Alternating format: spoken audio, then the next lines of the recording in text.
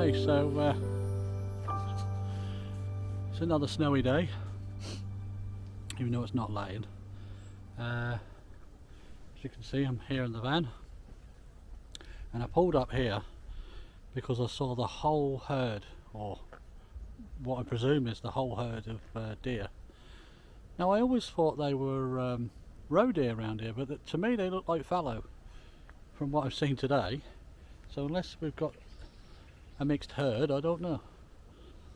But anyway, the light's gone terrible, absolutely grey. I don't know whether it's going to heave down a rain or whether it's going to snow. But anyway, yeah, right behind me here, just spin around, you can see how dense that wood is. They were, I would say, maybe 15, so roughly 15 deer, does and young and whatever. There was a stag, but he seems to have gone in a different direction, and I don't know what spooked them, but something spooked them a couple of times, and they just ran through the woods, stayed together, ran through the woods, disappeared, and came back, and then appeared in an opposite direction. So they've done a full circle somewhere. And just a minute ago I was trying to get some shots with the 1DS again, just some stills. Impossible, really. I mean, I've got shots, but they're not worth having particularly, I don't think. If they are, I'll put some on, but there's not going to be a clear shot amongst them because it's so dense. The wood's so dense. But yeah, there I was shooting away, and then the whole herd decided to run through the woods again, but instead of going right down the woods that way, they went down and came out onto the road.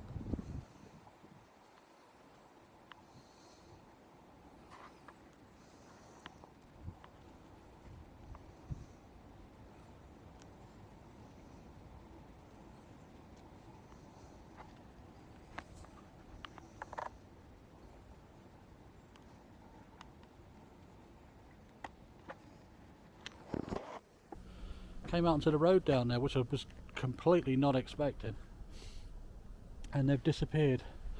So I don't want to spook them anymore, because obviously something on the other side there spooked them. Could be security doing the rounds on the thing there, which has probably spooked them, or it could well be somebody with a dog, and these are very wary of dogs because they have been hunted with people with dogs around here before.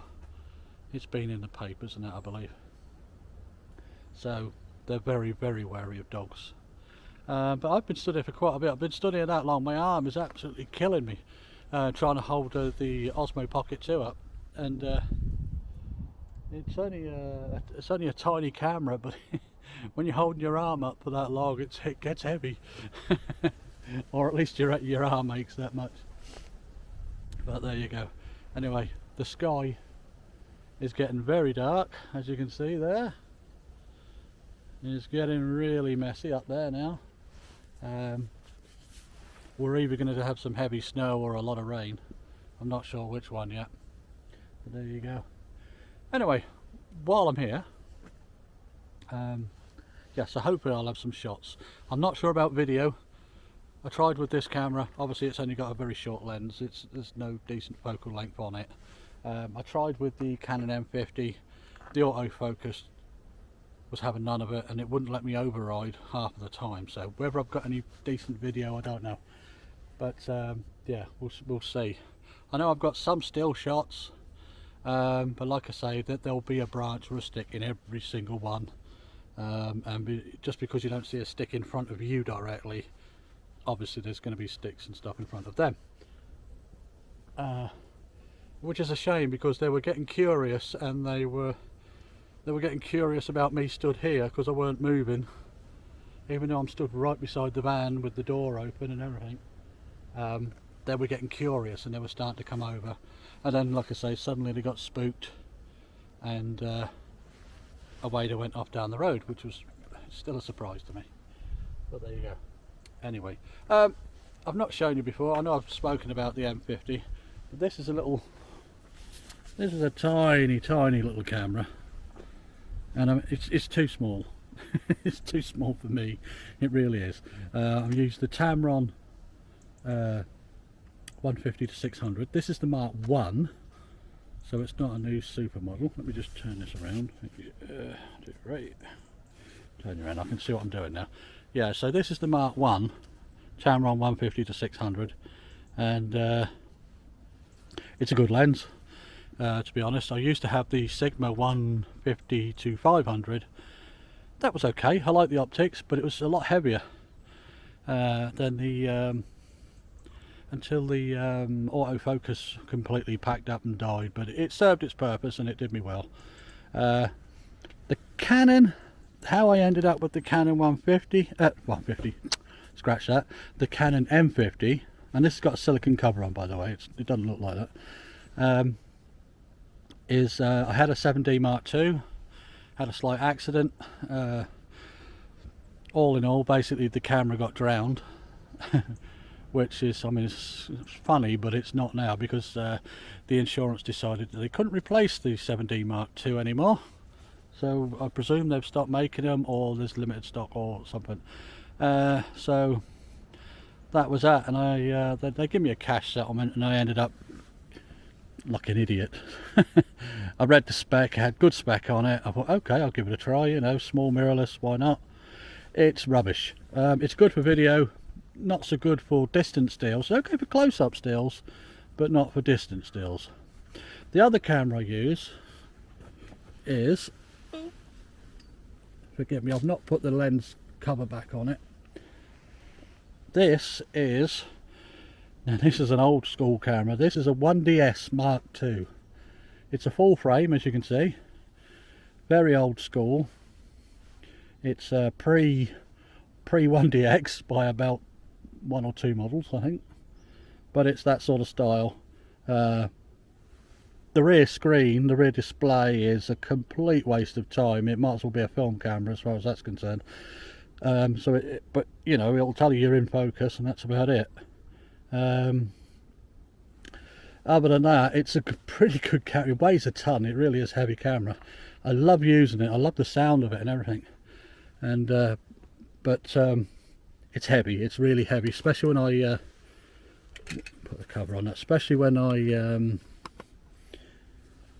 put it on the Tamron, it gets heavy quick, and that's that, you know. But you know, this is what we do, isn't it? So this is my general setup these days. Whenever I can do this, lockdown or not, I will come out in the van, and you know, I've got more freedom obviously without the lockdown, but I will try to come out in the van, and I will use the van as a hide. Now you're thinking, but Steve, it's a bright yellow van. Yes it is, but I can get closer with this thing. I can open the door, maybe not as wide, I can open the door, sit there, point the camera out like a machine gun, and I'm out the way. They don't see me, you know, they don't see the human being shape, as large as I am. They don't see the human being shape, and they are not as scared at all. So you know, I seem to be able to get closer. I've used it for shooting buzzards, kestrels, all sorts, even little owls, and it's great, which also means I can put the kettle on, which is even better. So yeah, that's my little setup. So yeah, it works well for me. I call it the mellow yellow hide. You know, so it's a bit out there, man, but you know. So there we go. Anyway, so hopefully we've got some sort of video out of this. I don't know if it's going to be great, but we've got some sort of video. It's really clouding over now. I've said it a couple of times, but it's getting even darker now. It looks like it's going to open up. It's either going to, as I said, snow or rain. So I think it's time for me to pack up anyway. My exercise time is certainly over. That's another beauty. When I'm in the van, technically I'm isolated in the van. When I'm stood out here, it's a different story. So there we go. Anyway, so hopefully I've got something for you. As I say, the video is not going to be great. The stills are probably not going to be great, but at least we got out, we saw something, and it certainly beats sitting at home on your backside doing bugger all, doesn't it? So till next time, guys. Oh, don't forget, if you like it, subscribe, give us a like, ring the bell, do all the usual rubbish, share it, that'd be great. And to gain some subscribers, some subscribers, we'll get there, would be great. Okay, till next time, guys, see you later.